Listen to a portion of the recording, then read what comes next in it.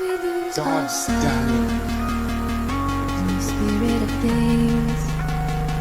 We lose our sight when we put our trust in things of this material world, of things that fade away. Let me keep coming back, keep coming back, keep coming back, keep coming back, keep coming back, keep coming back, keep coming back, keep coming back, keep coming back, keep coming back, keep coming back. Of things we know.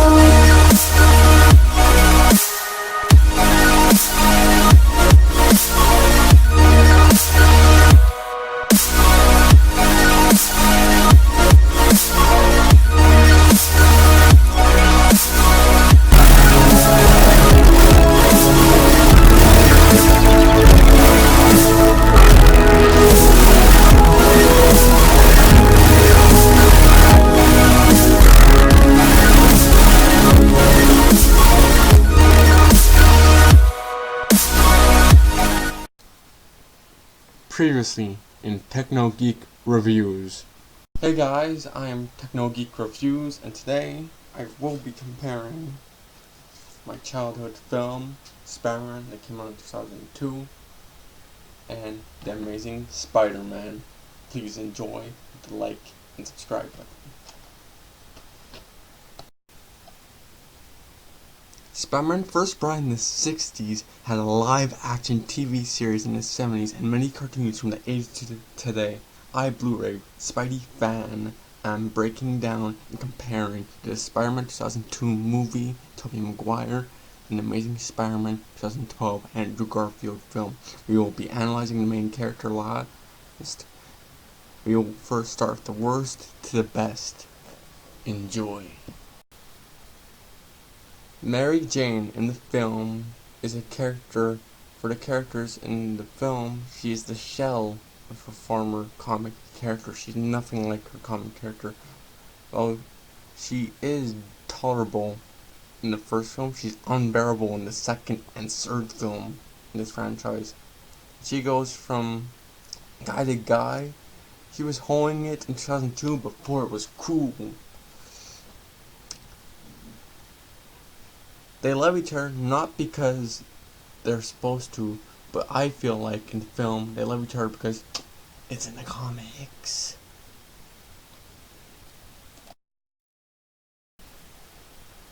In the 2012 film, Gwen Stacy is on par with Peter Parker. Oh, she's smarter than him. She forces him to be more open and honest, and she breaks him down much quicker than Mary Jane ever did. It took 3 films of a convoluted plot to get him to reveal his secret. She made him reveal his secret in the first film. Why she drawn as Spider-Man? Makes sense with this film. Her dad's a cop, and she's smart, and he's smart, and she's got a thing for vigilantes because her dad's man of a badge type guy. Plus, he's creative. Peter Parker. The film is like a geeky When Harry Met Sally. We will analyze the difference between 2002 Oscorp and 2012. This is 2002. 2002 Oscorp Company Board, they're just dicks to Norman Osborn, which leads him to his downward spiral that leads him to becoming Green Goblin in a very not mysterious and shady. And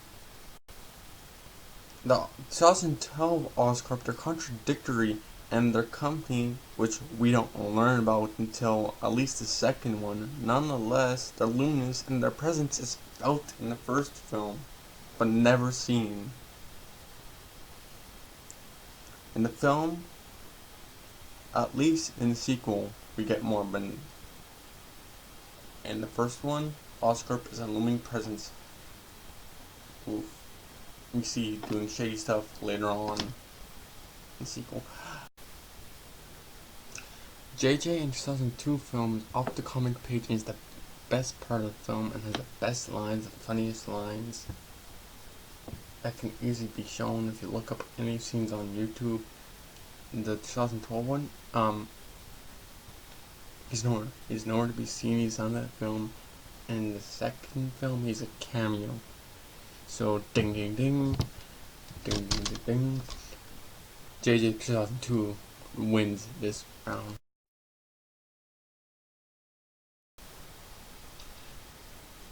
They show us the classic wrestler outfit from the comics that finally slowly becomes the comic booky one, but feels more like movie magic Spider-Man. So it's not as believable that a teenager would make this outfit.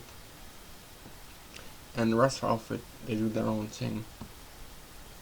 In 2002 one, 2012 one, they go for a less wrestler outfit that has a similar design, but they go for a more practical outfit that's more believable that a teenager would make it.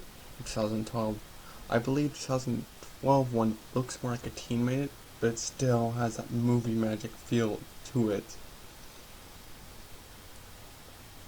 So this round, I gotta say, it's a tie. It depends on your preference between the. To analyze the villains within both these films, they're both the same, but they have different origins. Both mad scientists, both have human connection, both have different downfalls, except for the difference between the two is one is a split personality, which is Norman Osborn in the Spider-Man 2002 film, and the other one, it's more of a disability because it has a broken arm that leads him to become a villain and puts the weird gene juice into this gonzo. And Norman, it's his gutless wrench attempt, as I mentioned, how Oscorp handled things as a last ditch effort he makes in order to keep Oscorp afloat. So it's different. Harry Osborn in the first film, and there's a character reason to why he doesn't like Spider-Man and doesn't like him in the later films. In the first film, it's Peter Parker is probable cause, and he is part of the reason why Harry Osborn, Norman Osborn's dad, died. In the first film, in 2012, we don't even get to see him there. In 2014 film, we see him, but he's just having shit fits in that film. I will talk more about that film in greater depth in that review, but in this, he's not even in the Amazing Spider-Man when it would have been great if they put him in. And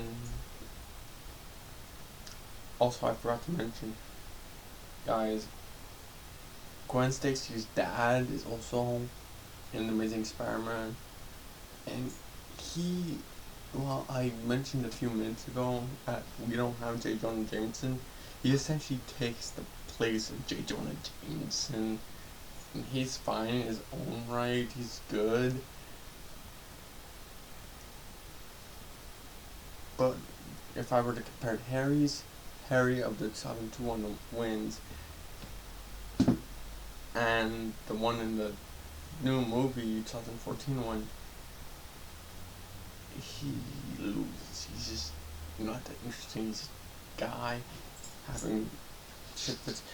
If I could recommend a film you guys would like day and dawn, I recommend go looking up Chronicle on Netflix or on whatever DVD you're surrounding to find the film, because that's probably why Mark Webb recruited him in the sequel.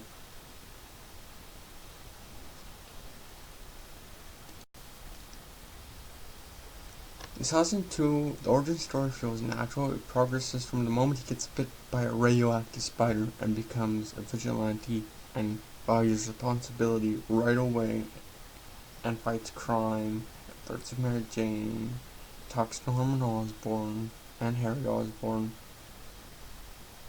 In 2012 one, it's a bit more convoluted, though it's more earned than the 2002 one, and he doesn't learn the responsibility lesson till the 2012 one. No, 2014 and 2012 one.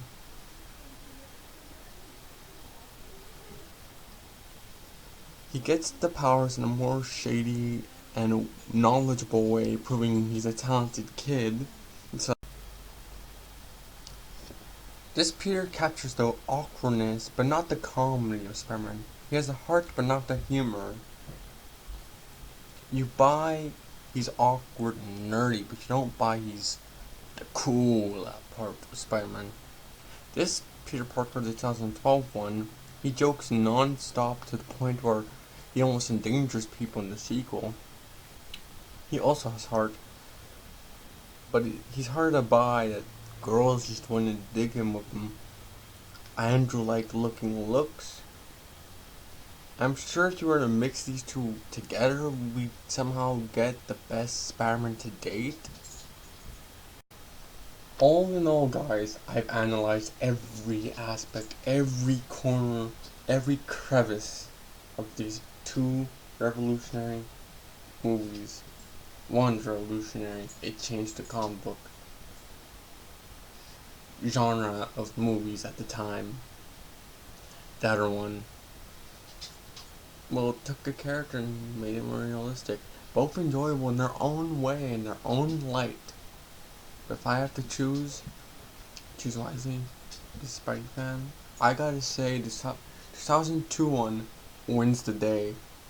It's the best of the best of the best of the best of the Men in Black, Spider-Man film out of the Brady Bunch of Webhead films. Crunch them numbers, eat them cereals, drink them Diet Cokes and Coca-Colas, and watch these reviews. Stay tuned, folks, for February as more reviews like these come around. Techno Geek Reviews, Blu-ray, out. I say 2002 wins. I enjoy Amazing Spider-Man 2012 much more, but breaking it down and telling this all up, all I said, 2002 for the win. Thanks for watching. Hit the like button, hit the subscribe button.